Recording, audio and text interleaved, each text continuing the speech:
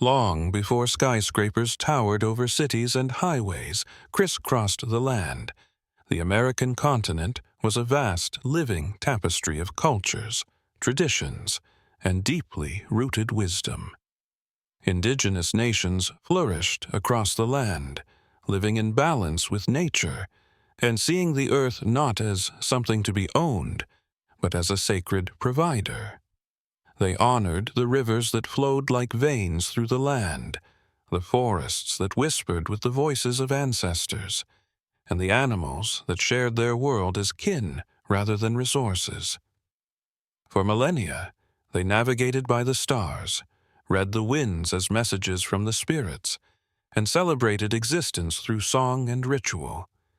Yet much of their wisdom was nearly lost with the arrival of foreign settlers. But echoes of this knowledge remain in the land, in the stories passed down, and in the heartbeat of those who remember.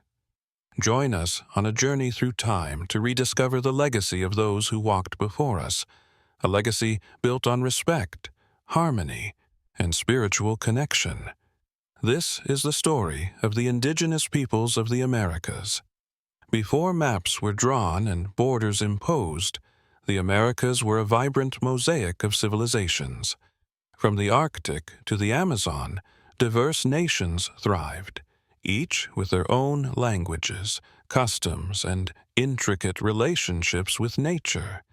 These lands were not territories to be conquered, but sacred homes, safeguarded by those who believed they belonged to the earth, rather than the other way around.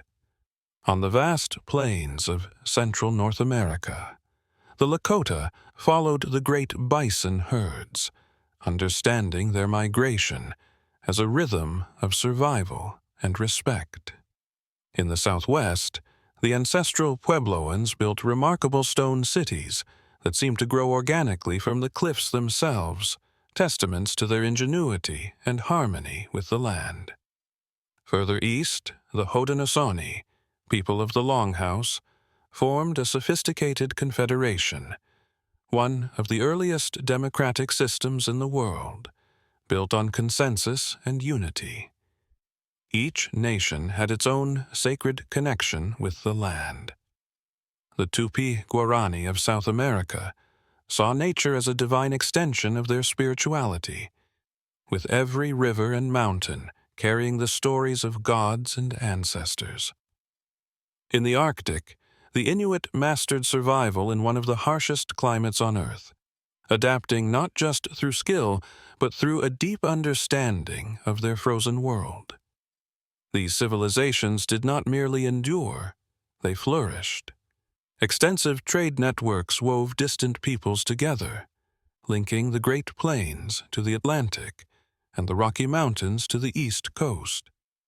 Seashells from the Gulf of Mexico were found in the Great Lakes, and volcanic glass from the west turned up in settlements thousands of miles away. Long before modern globalization, ideas, goods, and stories moved freely across the continent. Yet perhaps the most enduring legacy of these peoples was not their architecture or trade routes, but their shared philosophy, an understanding that all life is connected. They knew that disrupting nature's balance would bring consequences, and that true greatness lay not in dominion, but in coexistence. The native nations were far more than scattered tribes. They were complex societies with deeply ingrained governance systems, ethical codes, and spiritual laws that ensured survival and prosperity. Leadership was not about power, it was about service. Among the Haudenosaunee, the Iroquois Confederacy was governed by a grand council of leaders who made decisions not for immediate gain, but with the well-being of the next 7 generations in mind. In the Southwest, the Hopi people maintained a decentralized system where elders guided communities through spiritual wisdom, ensuring that governance was always aligned with nature's rhythms.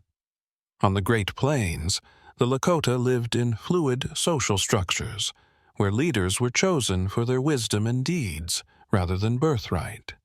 Major decisions, such as war or trade, were made collectively, with every voice, young and old, considered. Meanwhile, in the Pacific Northwest, the Haida built societies around clan systems, where wealth was not hoarded, but redistributed in great potlatch ceremonies that strengthened social bonds and upheld the values of generosity and balance.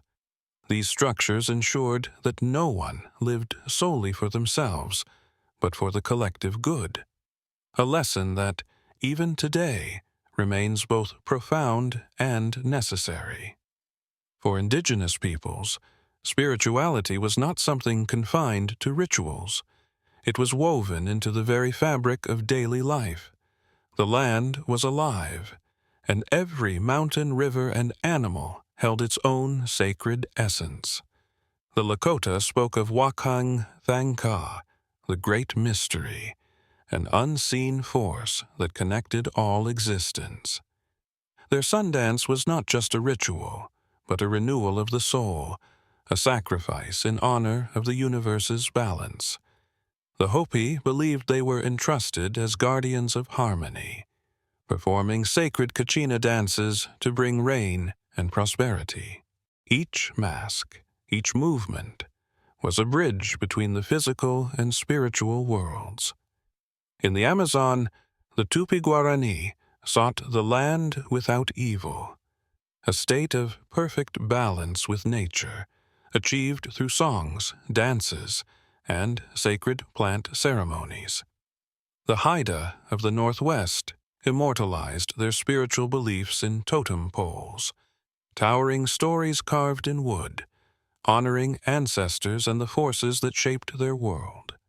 In all these cultures, every action, hunting, planting, building, was accompanied by gratitude and ritual, a reminder that nothing was taken without respect.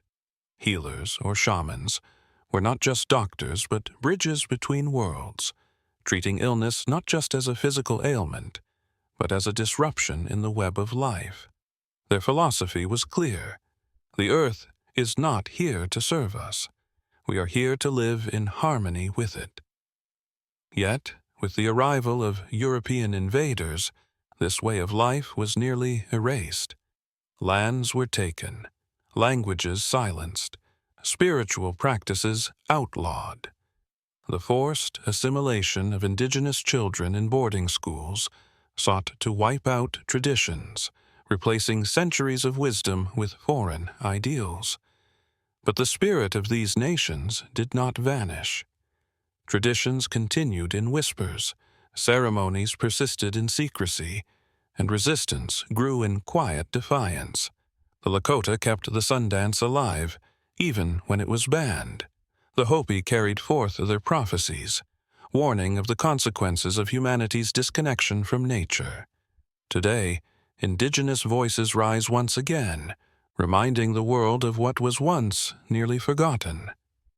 Their lessons are more relevant than ever. A call to respect the earth, to honor the interconnectedness of all life, and to embrace a future where wisdom from the past guides the way forward. Because in the end, as they have always known, what we do to the earth, we do to ourselves. Thank you for watching.